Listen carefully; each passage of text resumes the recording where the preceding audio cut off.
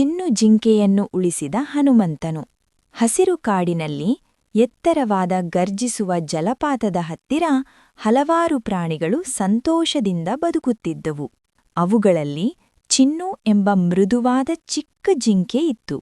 ಅವಳು ಓಡಾಡುವುದು, ಹಾರಾಟ ಮಾಡುವುದು ಮತ್ತು ಹೊಳೆಯ ಹತ್ತಿರ ಆಟವಾಡುವುದು ತುಂಬಾ ಇಷ್ಟಪಡುತ್ತಿದ್ದಳು. ಒಂದು ದಿನ ಬಣ್ಣ ಬಣ್ಣದ ಚಿಟ್ಟೆಯನ್ನು ಬೆನ್ನಟ್ಟುತ್ತಾ ಚಿನ್ನ ಜಲಪಾತದ ಅಂಚಿಗೆ ತುಂಬಾ ಹತ್ತಿರ ಹೋಗಿಬಿಟ್ಟಳು.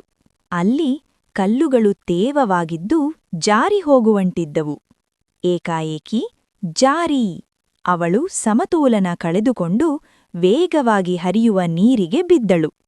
ಉಳಿಸಿ, ಉಳಿಸಿ ಎಂದು ಚಿನ್ನು ಕೂಗಿದಳು. ಕಾಡಿನ ಪ್ರಾಣಿಗಳು ಭಯದಿಂದ ಕೂಡಿಕೊಂಡವು.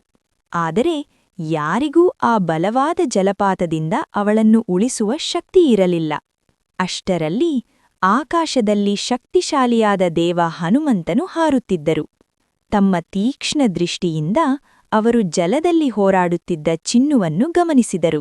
ಕ್ಷಣವೂ ವಿಳಂಬ ಮಾಡದೆ ಹನುಮಂತನು ಗಾಳಿಯಂತೆ ಕೆಳಗಿಳಿದರು.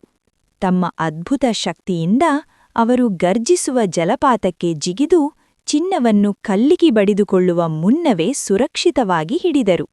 ಅವಳನ್ನು ತಮ್ಮ ಬಲವಾದ ಕೈಗಳಲ್ಲಿ ಹಿಡಿದು ಹನುಮಂತನು ಜಲಪಾತದಿಂದ ಹೊರಬಂದು ನದಿಯ ದಡದಲ್ಲಿ ನಿಧಾನವಾಗಿ ಇಳಿಸಿದರು. ಚಿನ್ನು ನಡುಗುತ್ತಿದ್ದಳು, ಆದರೆ ಅವಳು ಸುರಕ್ಷಿತವಾಗಿದ್ದಳು. ಭಯಪಡಬೇಡ ಮಗು, ಅಪಾಯದ ಸ್ಥಳಗಳ ಬಳಿ ಎಚ್ಚರಿಕೆಯಿಂದಿರು ಎಂದು ಹನುಮಂತನು ಸೌಮ್ಯವಾಗಿ ಹೇಳಿದರು.